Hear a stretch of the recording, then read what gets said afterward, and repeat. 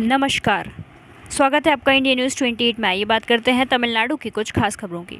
तमिलनाडु के त्रिची में सरकारी सार्वजनिक परीक्षा में प्रथम पाने वालों को पुरस्कार। प्रथम स्थान प्राप्त करने वाले विद्यार्थियों को पुरस्कार प्रदान किए गए। ईआर हाई स्कूल में अम्बिल फाउंडेशन की ओर से अम्बिल गांव में आयोजित राष्ट्रीय कल्याण कार्यक्रम में भाग लेने वाले छात्र छात्राओं को अम्बिल फाउंडेशन की ओर से पुरस्कार दिया गया। विद्यालय के प्रधानाध्यापक एम.ए. रमेश कुमार, स्कूल के सचिव राघवन और शिक्षक पेरुमाखा उपस्थित थे और छात्रों को सम्मानित किया। फिर छात्रों को मंत्री जी ने संबोधित किया। तमिलनाडु आज भारत का वह राज्य है जो राष्ट्रीय कल्याण कार्यक्रम को अच्छे से क्रियान्वित कर रहा है। हमारे प्रिंसिपल ने कहा कि छात्रों को अपने व्यक्तिगत कौशल का विकास करना चाहिए और अपने साथी छात्रों को उनके दोस्तों द्वारा पूछे गए विषयों से संबंधित संदेह को दूर करने में मदद करनी चाहिए और उन्हें परीक्षा में सफल होने में मदद करनी चाहिए। त्रिची से जिला संवाददाता वी बालाजी की रिपोर्ट।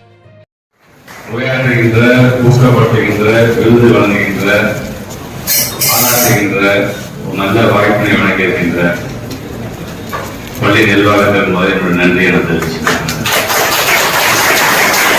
அதேபோல அன்பு அறக்கட்டளை சார்பாக நாட்டு நலப்பணிகளை தங்களை முழுமையாக ஈடுபடுத்திக் கொண்டு குறிப்பாக எங்களுடைய ஊராக இருக்கின்ற அன்பில் பகுதியில் இருக்கின்ற உங்களால் முடிந்த சேவையை நீங்கள் செய்திருக்கீர்கள். முதல்ல அந்த NSS ஸ்டூடெண்ட்ஸ்க்கு என்னுடைய நன்றிகள். உறுதுணையாக இருந்து என்னுடைய பெருமைக்குரிய ஆசிரியர் பெருமக்களுக்கும் என்னுடைய நன்றிகள். குறிப்பாக நாட்டு நல பணியாற்றுவது இந்தியாவிலேயே சிறப்பாக செயல்படுத்தக்கூடிய ஒரு மாநிலம் எது என்று சொன்னால் தமிழ்நாடு தான். இந்த பெருமையை சேவை வரும்போது ஆல்மோஸ்ட் பார்த்தீங்கன்னா NSS தான் பார்த்தீங்கன்னா 90% இந்த மெம்பர்ஸ் வந்து ரத்த தானம் பண்றது பார்த்தீங்கன்னா நம்முடைய NSS தான். 90% வந்து நம்முடைய NSS அப்படிப்பட்டவர்களுக்கு ஒவ்வொரு பகுதியாக தத்தெடுத்து உங்களுடைய வேலையை செய்கின்ற அந்த வகையில் நீங்க அன்பிலையும் நீங்கள் தத்தெடுத்து அந்த பணியை நீங்க செய்திருக்கிறீர்கள். அதுக்கு என்னுடைய பாராட்டுகளை எங்களுடைய அன்பு அறக்கட்டளை சார்பாக நான் தெரிவித்துக் கொள்கிறேன். அதிகப்படியான மதிப்பெண்கள் இன்னைக்கு நம்முடைய தம்பி ஆசிப் கான் அவர்கள் படித்த பள்ளி கொடுத்து மிகப்பெரிய பெருமை இன்னைக்கு CITC படிச்சுட்டு இருக்கிறாங்க. இது போன்று நாமும் படிக்க வேண்டும், நல்ல ஒரு கல்லூரிக்கு செல்ல வேண்டும் என்கின்ற எண்ணத்தை முதலில் நாம் ஒவ்வொருத்தரும் நம்முடைய மனதில் உறுதியாக பதிவு செய்ய வேண்டும். அதே நேரத்தில் கல்வி என்பது அழியாத செல்வம். அந்த செல்வத்தை வளர்த்திருக்க வேண்டிய மிகப்பெரிய ஒரு கடமை என்பது மனிதருக்குமே உண்டு. அண்ணா சொன்னது போல இந்த செல்வம் என்பது ஏதோ காட்டிலேயோ சுரங்கத்திலேயோ ஒழுந்து கிடக்க கூடாது.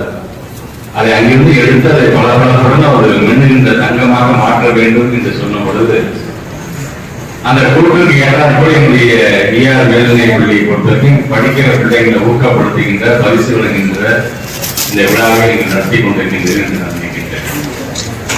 பிரான்ஸ் நாட்டினுடைய தத்துவ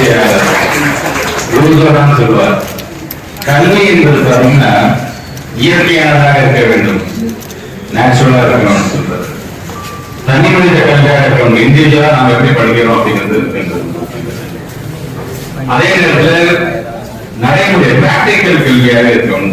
இது மூன்றும் இருக்க வேண்டும். வெறும் வகுப்பறையில படிக்கிறது மட்டுமல்ல, நாமே நம்மளுடைய நூலகத்தை எடுத்து நம்முடைய அறிவை வளர்த்துக் கொள்வதாக இருந்தாலும் அல்லது இது போல மைதானங்களில் விளையாடும் போது அந்த விளையாட்டின் மூலமாக பல்வேறு அறிவுகளை நாம் பெறுவதாக இருந்தாலும் இப்படி நமக்கான ஒரு தனி திறமைகளை வளர்த்துக் கொள்வதால் இதெல்லாம் சேர்ந்துதான் கல்வியா இருக்க வேண்டும். தவிர டெய்லி வராங்க, பாடம் நடத்துறாங்க, டீச்சர்ஸ் ஹோம் ஒர்க் எழுதுறோம், 3 மாசத்துக்கு ஒரு தடவை எக்ஸாம் நடக்குது, மாசத்துக்கு ஒரு எக்ஸாம் நடக்குது, பொது தேர்வு நடக்குது, மார்க் வருது, மார்க்கின் அடிப்படையில நாம் ஒருத்தரோட கம்பேர் பண்ணிக்கணும். அப்படி இருந்து விடக்கூடாது.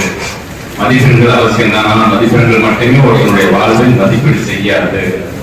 தனித்திறமையும் நீங்கள் வளர்த்துக் கொள்ள வேண்டும். ஆனால் பல படிப்பட்டு நான் போகும்போது சொல்லும் பொழுது எல்லா குழந்தைகளும் 100 வாங்க முடியாது. ஆனா அந்த பிள்ளைகளுக்கு குறைவான மதிப்பெண் பெற்றிருந்தாலும் அந்த குழந்தைகளுக்கு ஒரு தனி திறமை இருக்கும். அந்த திறமையின் மூலமாக 100 வாங்கின மாணவர்கள் சமமாக மதிக்கப்படுவான் இந்த சமுதாயத்தில் என்று சொல்லும் பொழுது என் படிப்புல எனக்கு இது வருது, இது ஸ்ட்ராங்கா வருது, என்னால படிக்க முடியுது, மென்மேலும் என்னோட முயற்சி நான் செஞ்சுட்டே இருப்பேன். அதே நேரத்தில் எனக்கு பேஷனே இந்த விளையாட்டு பிடித்திருக்கிறது, எனக்கு பேஷனா எனக்கு நல்ல கவிதை எழுத பிடித்திருக்கிறது சொன்னா தயவுசெய்து அதை தவிர்த்து விடாதீர்கள். அதையும் சேர்த்து கொண்டு போகணும். எக்கனாமிக் ஸ்டடிஸ் முக்கியம் தான்.